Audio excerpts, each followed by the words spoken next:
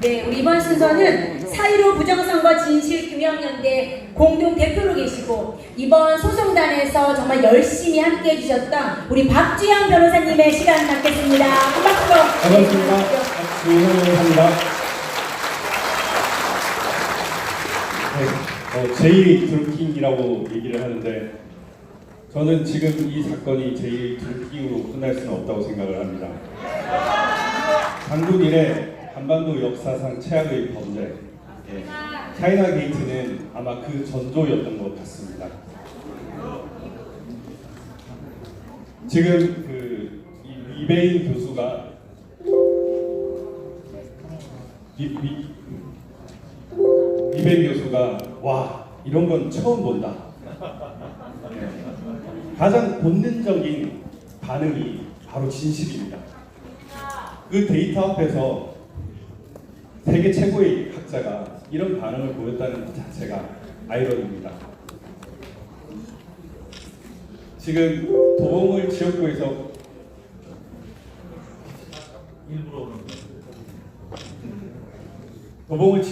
발견된 요즘 유행하고 있는 삼립방 상자를 보면은 성관이 직원이 이렇게 얘기를 했습니다. 아 그거 상자가 모질라서 남은 상자로 쌌다고 이렇게 얘기해요. 앞으로 좀 보여주세요. 그런데 알고 봤더니 그 삼립방 상자 7호방에는 핫도그를 넣는 빵이었습니다. 핫도그 햄이 없는데 빵만 주는 게 과연 이치에 맞습니까? 아니요. 네. 거짓말을 하는 사람은 범죄자라고 생각을 합니다. 네. 저는 이제 제 프로필인데요. 저는 이제 국세청에서 교수를 3년 동안 했고 고등학교 때 수학을 좋아했습니다. 수학의 특징이 진실, 답을 찾는 학문이라는 것입니다. 수학 100점 받는 사람이 별로 없죠. 네. 오히려 틀리는 사람이 많습니다. 그러면은 100점 받는 사람이 맞습니까? 틀리는 사람이 맞습니까? 100점 받는 사람이 맞죠. 결국 많은 사람들이 그 답에 따라서 찾는 것이 이 수학입니다. 이 데이터는 거짓말을 하지 않는다. 숫자는 거짓말을 하지 않는다. 그것이 이제 제가 생각하는 것입니다. 이거 영상 한번 틀어주시겠어요? 이 연술의 개표 상황 영상입니다. 중간 부분 없죠. 그래서 지금 상당히 어려운 공부가 갖고 있는 지원되었습니다.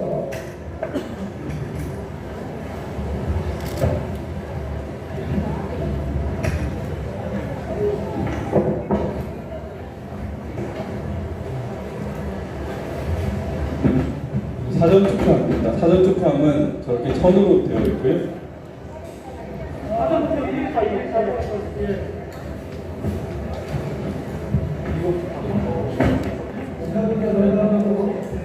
네, 저 사전 투표함이 쏟아지는 장면을 한번 보십시오.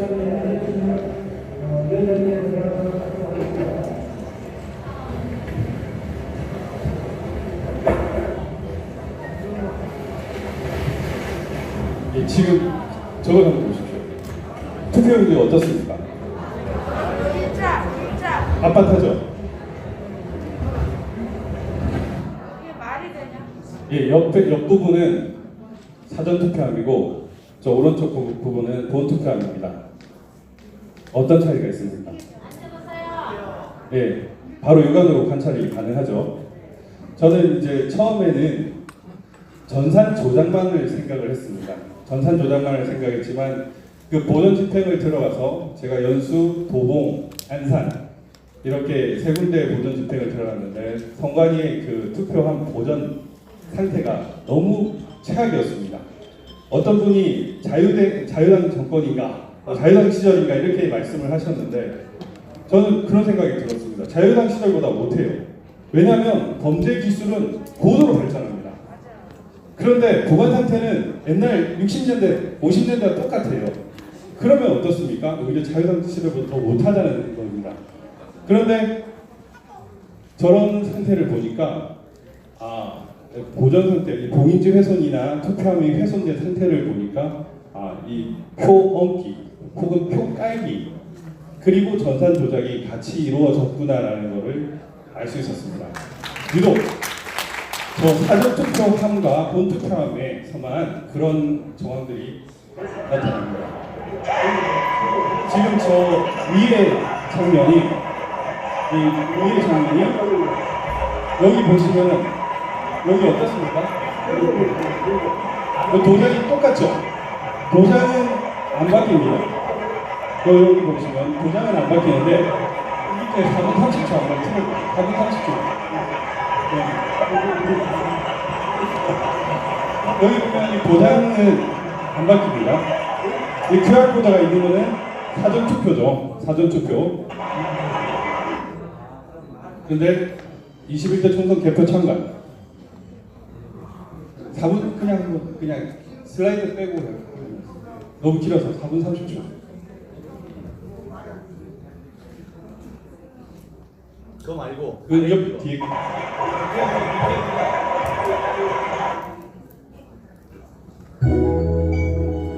그렇지 또 4분 30초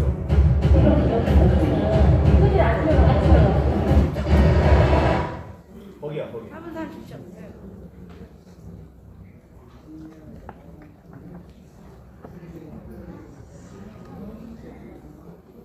거기서 그냥 바로 4분 틀어도 30초 바로 틀어도 될 것 같은데.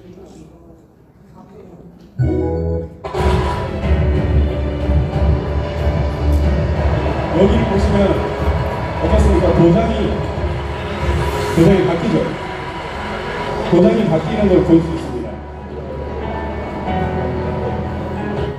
유독 사전투표에서만 이렇게 인쇄된 도장이 찍히고 본투표에서는 도장이 바뀝니다. 그리고 사전투표에서만 빳빳한 종이가 발견되고 본투표에서는 그냥 통상적으로 접힌 종이가 발견됩니다. 도대체 왜 그럴까요? 사전투표와 본투표에는 두 가지 차이점이 있습니다. 하나는 QR코드의 존재, 또 하나는 인쇄된 도장이 있느냐 없느냐 이 차이가 있습니다.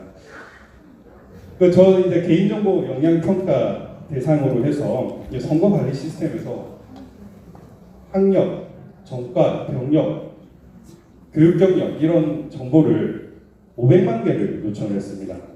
통합 명부 시스템을 위해서 4,200만을 따로 성년 생년월 성별 주민등록번호를 요구하기 때문에 이 500만이라는 숫자를 도대체 그 많은 개인정보를 왜 요구할까에 대해서 의문을 가지지 않을 수가 없었습니다.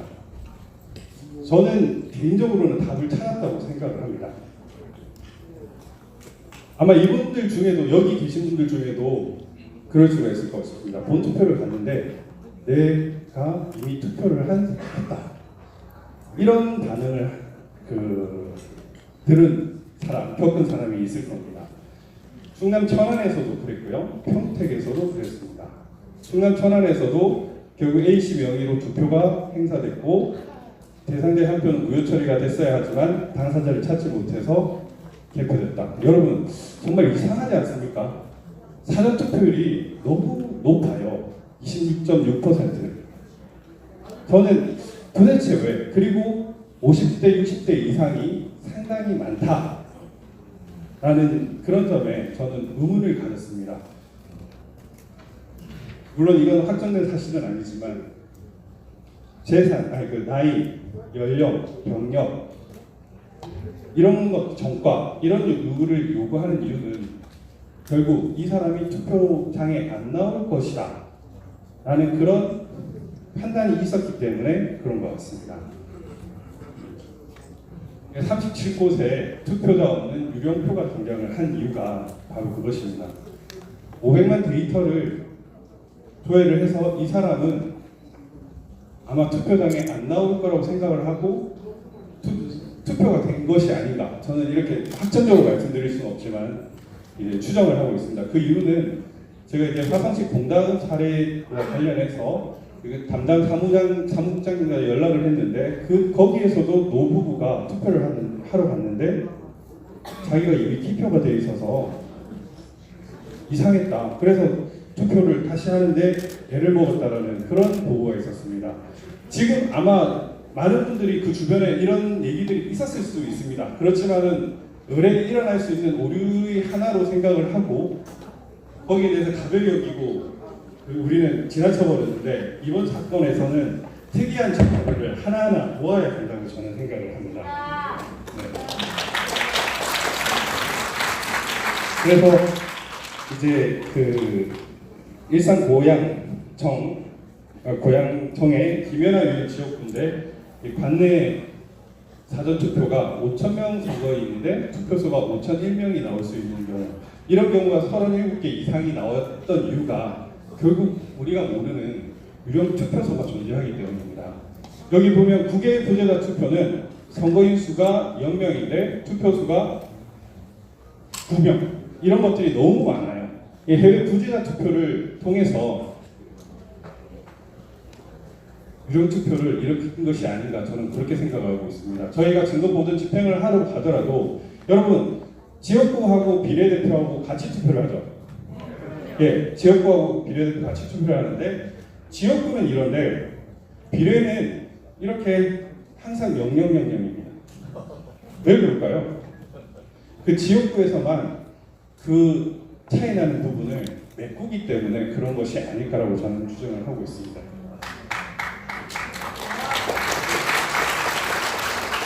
네, 이의원님께서 다 써먹어가지고 제가 뭐 별로 할 것이 없는데, 이 개수기는 단순히 표만 세는 것이 아니라 전산 장비, 통신 장비가 있다는 것입니다.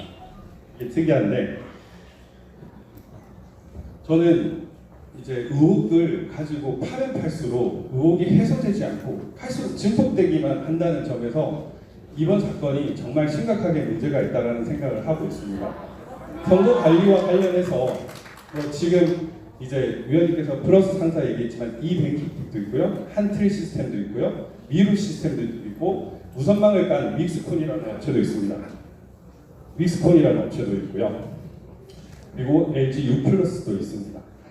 그 나라장터라는 그 조달청 사이트에 국회의원 선거 해가지고 그 치시면요, 선거관리위원회가 입찰받은 업체들이 있습니다.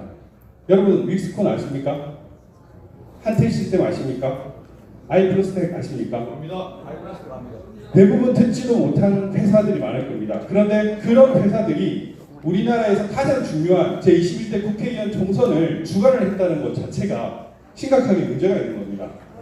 그 업체의 사진들 보면은 이 김성철이라는 아이플러스텍 대표는 78년생인데 어떤 스펙을 가졌는지, 뭐 양산의 호산나 교회를 다닌다든지 이런 것들이 밝혀졌는데 별로 밝혀진 것들이 없어요. 그런데도 불구하고 큰 기업도 아닙니다. 작은, 저기 보시면은 그냥 문정동의 오피스텔 작은 하나, 그런 곳이 대한민국 총선의 서버를 다 관리한다는 것이 말이 됩니까? 근데 이런 말도 안 되는 일들이 너무너무 많아요. 그리고 LG U+가 화웨이 그 관련 장비를 가지고 있는데 그 입찰하는 과정도 긴급 입찰이라는 특수한 형태를 띠고 있습니다. 그래서 저는 그런 것들이 보면 볼수록 의혹은 해소되지 않고 할수록 증폭되는 것이, 그와 관련해서 선관위 입장을 모르면 항상 거짓말을 합니다. 이런 것들이 뭐다? 저는 조작의 증거라고 생각을 합니다. 오늘 그 최고시기 만난 사람들에서 선관위 사무총장을 지냈던 분께서 뭐 문제 사례 보고된 적이 없다고 했는데 문제 사례 오늘 너무 많이 보셨죠. 열거하면은 책에 몇 번 나올지도 모릅니다. 그리고 실제로 콩고, 그리고 이라크, 이런 다른 나라에서 우리나라 전자개표기를 이용해서 실제로 부정된 사례가 있었고요. 볼리비아 같은 경우에는 대통령이 하야하는 사태, 그리고 망명까지 가는 일이 있었습니다. 그런데도 우리가 이렇게 의혹을 제기하는 게 잘못된 일입니까? 여러분, 사전투표 보정값이란 말 들어보셨습니까? 예, 이근영 그 전략기획실장이 사전투표 보정값이라고 해서 2020년 4월 16일 오전 8시 30분 페이스북에 자기가 올렸습니다. 태어나서 사전투표 보정값이라는 말을 들어본 적이 없습니다. 이 자체가, 사전투표 보정값이라는 자체가 바로 본인들의 범죄를 자백하는 겁니다. 네, 유시민이 180석 적중하고 강력하게 163석 적중한 행위, 이 사전투표 보정하는 이 조작의 그 준비 단계를 봤기 때문이겠죠. 옷자리 깔아라. 그리고 이제 전략기획 실장 바로 밑에 있던 박시영이 개표 현장에서 바로 전 출구 조사를 완벽하게 예측을 해버립니다. 네. 출구 조사 8% 이기면은 김웅이 져요 라든지 사전투표 열리면 다 이길 겁니다. 관내 사전투표 열리면 다 이길 겁니다. 선거에 참여하시는 많은 분들 이제 막판에 내가 이길 거야 라고 생각하지 않겠습니까? 민희 형님 12,000표 관내 사전투표 나왔을 때 어떻게 생각했습니까? 그렇죠. 이게 상식입니다. 그런데 어떻게 사전투표 나오면은 다 뒤집힐 거라고 확신할 수 있을까요? 오다. 이미 세팅이 되어 있었다는 거죠. 신다. 이것이 바로 증거입니다. 이제 너무 이제 사전과 당일의 그 표차에 대해서는 여러분들 이제 너무 잘 알고 계실 겁니다. 그렇지만은 이 정의당 신당정 그 덕양합 같은 경우에는 똑같죠. 38, 39 차이가 없습니다. 네, 그리고 이제 뭐 말씀을 간단하게 좀 드리겠습니다.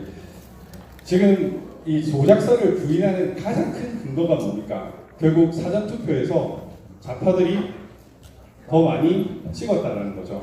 더 많이 갖고 더 많이 찍었기 때문에 일률적으로 10에서 12%가 더 많이 나왔다라는 건데 실제로 여러분들이 이제 바로 표에서 확인할 수 있듯이 50대와 60대 이상에서 이분들 지지자들은 주로 누구예요? 우파 정당이에요? 좌파 정당이에요? 우파입니다. 네, 우파 정당이죠. 이분들이 제일 많은데 사전투표에서 오히려 민주당 쪽이 더 많이 나왔다는 것은 진작하기 어렵습니다. 그런데 그분들은 이렇게 얘기합니다. 나이 드신 분들 중에도 좌파 지지자들이 많았기 때문에 그렇다라고 얘기를 하는데 근데 실제로 이 동네별 사전투표를 해보니까 1537개의 그 투표소를 분석해보니까 오히려 미래통합당 득표율이 높을수록 사전투표율이 더 높아요. 오히려 더불어민주당 득표율이 높을수록 사전투표율이 더 낮아요. 이게 사전투표를 좌파들이 많이 했다 이게 성립합니까? 예, 아닙니다. 인천 연수울도 마찬가지입니다. 인천 연수울의 경우에도 이렇게 이제 이정미 후보 같은 경우에는 좌파죠. 근데 이정미 후보에 대한 지지율은 오히려 더 높지 않아요. 정의룡 후보만 더 많고 정의당 후보는 작아요. 덕양갑도 마찬가지입니다. 심상정 후보 같은 경우에는 이렇게 일률적이에요. 그러면 좌파가 사전투표를 더 많이 했다? 이게 성립합니까? 안 하죠. 그러면 이제 숫자로 다시 한 번 더 보여드리겠습니다. 이렇게 사전투표 실시사하고 본투표 실시사를 이렇게 숫자로 비교를 했습니다. 여기 보시면은 이제 60대, 70대 이상이 193.7, 167만, 193만 이렇게 투표를 했고 그 30, 40대는 오히려 적게 했죠. 근데 본투표에서는 오히려 30대, 40대가 훨씬 더 많이 투표를 했죠. 그 다음 60대, 70대는 적게 투표를 했습니다. 그러면은 30, 40대 민주당 지지자가 더 많잖아요. 그러면은 본투표에서 30, 40대 지지자들이 더 많으면은 당일 투표는 누가 많이 받아야 되나요? 더불어민주당이 더 많이 받아야 되죠. 그런데 오히려 미래통합당이 더 많이 받은 겁니다. 그래서 유일한 그 근거가 이런 통계 불확실에 대해서 유일한 근거가 좌파가 더 많이 표를 찍었다라는 말 자체가 성립할 수가 없는 거예요. 네. 당일날 30, 40대가 투표를 많이 했는데 그때도 오히려 미래통합당 지지율이 더 높았다는 말은 지금 사전투표에서 좌파들이 많이 찍었다는 말 자체가 성립이 되지 않는 겁니다. 네.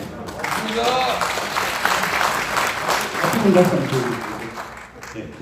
그리고 이제 제가 이것 때문에 꽂혔었는데 통상적으로 일반적으로 모든 투표에서는 그 투표 개표 결과에서는 이 봉당 소개에서 뒤에 보면 관내 사전 투표라고 항상 있습니다.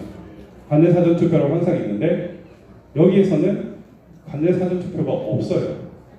그래서 도대체 이게 왜 이런가에 대해서 의문을 가지기 시작했습니다. 통상적으로 여기 보면 이 화성병 지역인데 여기 보면은 관내 사전투표라고 여기 있죠. 관내 사전투표.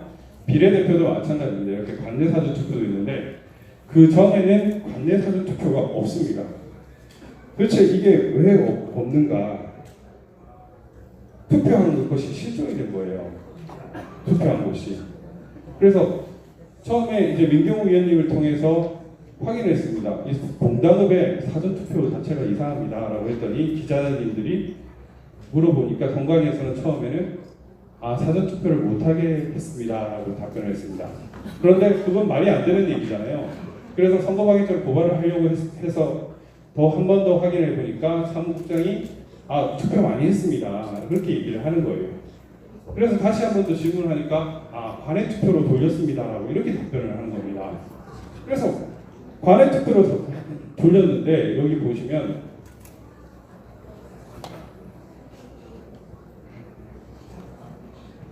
여기가 화성병입니다. 화성병이고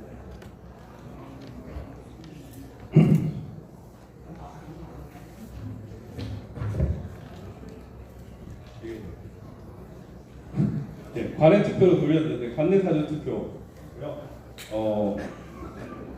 여기서 설명합니다. 그러니까 이 지역구가 화성병 같은 경우에 지금 동당 1, 2가 없어졌습니다. 1, 2가 없는데 8,665 선거인수, 투표수가 8,665명입니다. 8,665명이고 여기는 비례대표입니다. 비례대표는 화성시를 아예 다 묶어요. 그래서 봉당읍이 제1, 제2 다 포함되어 있습니다. 봉당읍이 제1, 제2가 다 포함되어 있습니다.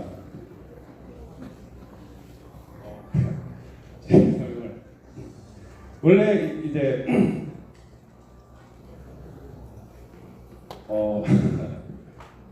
그러니까 죄송합니다.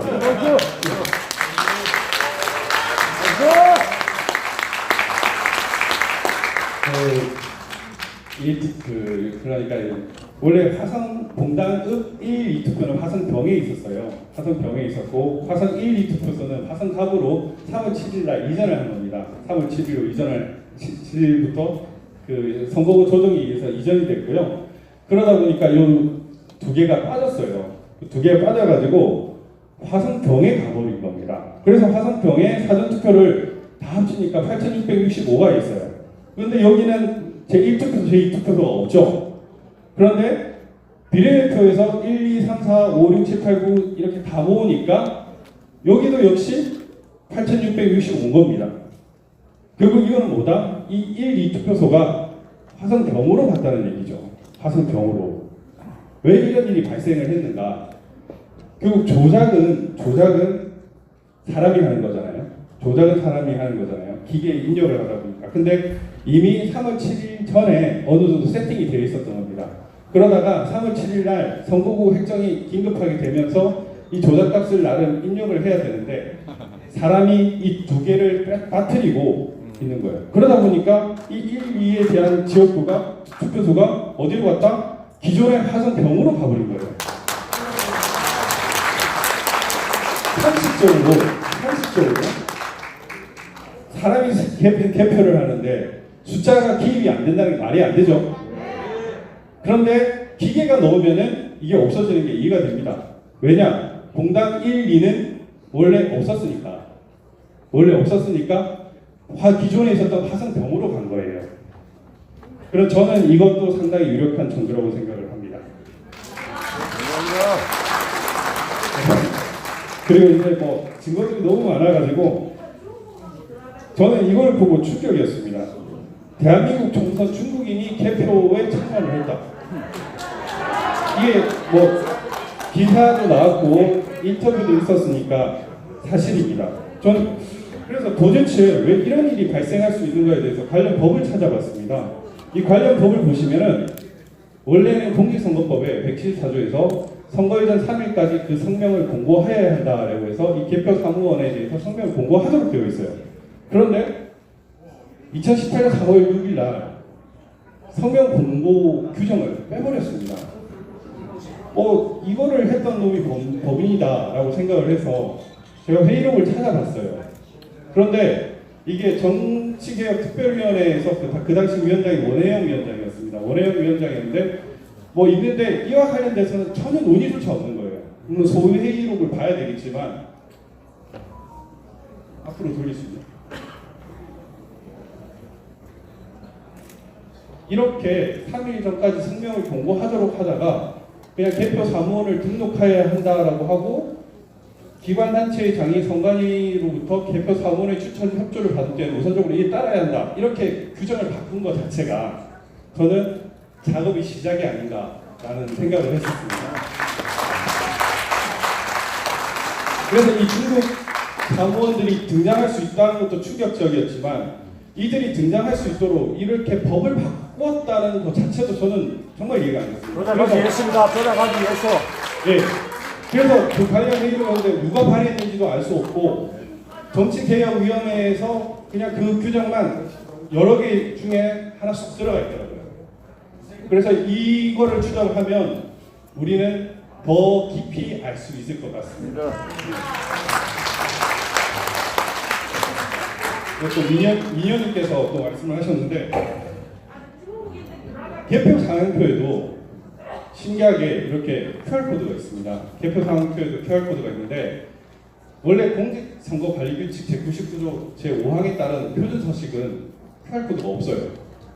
근데 QR코드가 있더라고요. 지역구에 여기 보시면은 이 안내 사정이고요. 이거 지역구입니다. 이 선거일 당시 지역구 QR코드가 있습니다. 그런데 비례대표는 이렇게 QR코드가 없어요. QR코드가 있는 것이 이상한 거죠. 저는 여기 이렇게 막 많은데 개표 상표들이 많은데 여기 찍으면 나옵니다.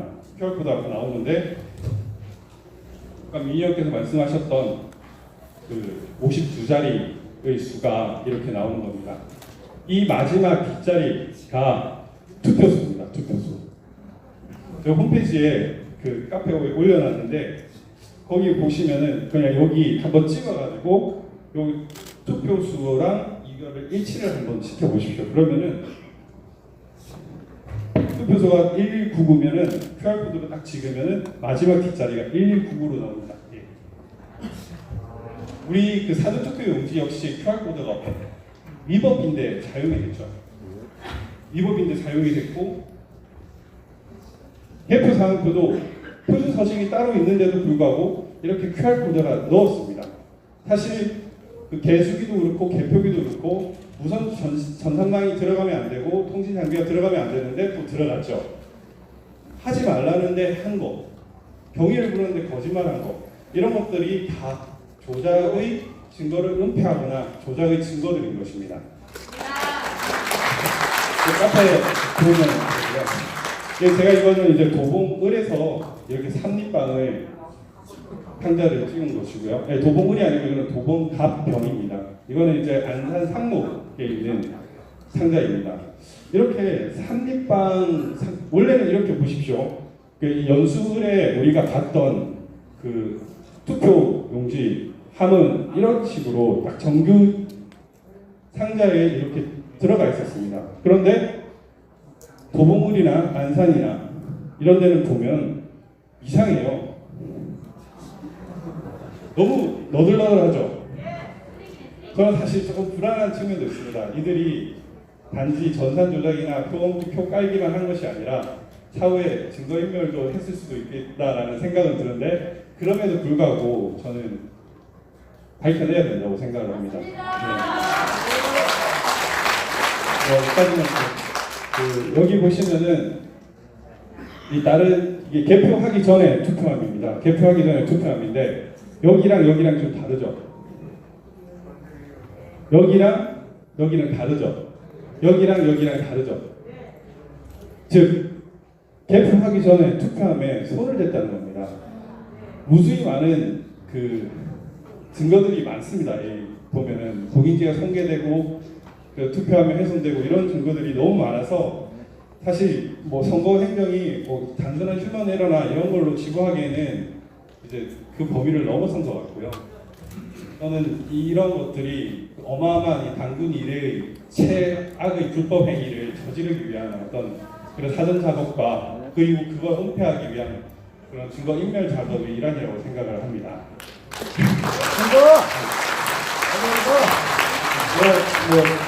이런 활동을 이제 진행을 하면서 진행하기 전에 참 우파 정당에 이제 믿을 만한 대표가 지도자들이 다 없어졌구나라는 것입니다.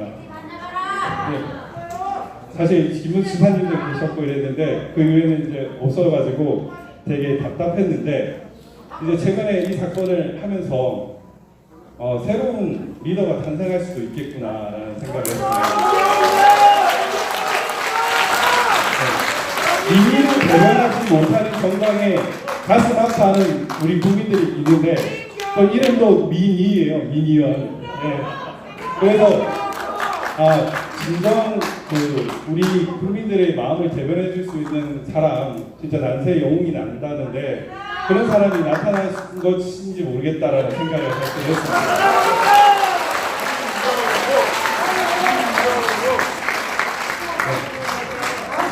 아까 제가 저거 내가 다 준비한 건데 왜 민의원님이 다 해버리지 이렇게 해가지고 되게 답답을 했었는데 또 한편으로 이게 시대적 소명의 시대의 뜻이 아닌가라는 생각이 들었습니다. 왜냐? 저는 사실 이 사건을 진행하면서 우리 민의원님을 사실 민의원님보다는 민 기자님 같이 보였거든요. 대한민국 최고의 기자가 보여주는 그런 어떤 기사 수집을 그 사건 취재를 하는 걸 보고 정말 멋진 기자님이구나라는 생각을 사실 했었습니다.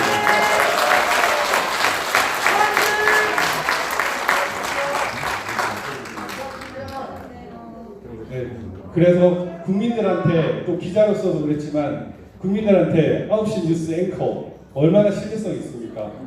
저분께서 이렇게 많은 증거들을 공신력 있는 모습으로 이렇게 발언을 해주시는 걸 보면서 저는 단순히 이게 우연이 아니라 어떤 시대적 소명이다.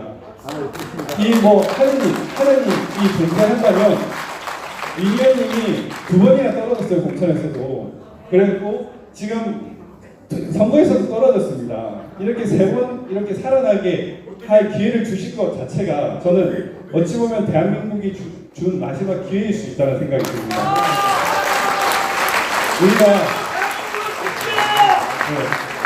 우리가 이 일을 하면서 단순히 우리 변호사들이 뭔가를 하고 또 민의원님이 뭔가를 하고 이런 게 중요한 게 아닌 것 같습니다. 우리 마음을 다 모아가지고 이거를 엎어야 됩니다. 대한민국에서 역사상 최악의 불법 행위를 저지른 자들에게 더 이상 정권을 주면 안 되고요. 진짜 새로운 대한민국 다시 건설해야 됩니다. 아무튼 여러분 화이팅 하시고 우리 민의원님 여러분 다 힘냅시다. 네, 감사합니다. 네, 감사합니다. 네. 우리 변호사님들 정말 든든합니다. 네. 아마 이번에 잘못 걸렸습니다. 이렇게 투철한 나라 사랑하는 마음으로 끝까지 투쟁하시고 밝혀내실 줄 믿습니다. 다시 한번 격려의 박수 부탁드리겠습니다.